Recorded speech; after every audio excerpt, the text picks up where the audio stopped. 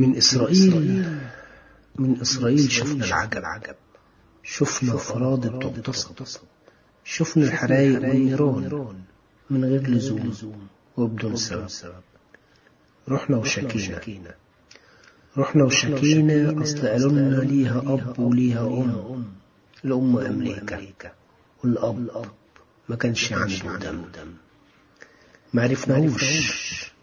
معرفناهوش لأنه غاصب، يعني رحنا نشكي همنا زودنا همنا. طب احنا عارفين قصدنا والعروبة والعزة في دمنا. قدرنا في يوم نثبت لكم احنا مين. نسينا بدمكم وقلنا احنا المصريين. قلنا انتوا تبقوا مين؟ إسرائيل عمر بلدكم كم سنة وتطلعوا ايه في التاريخ؟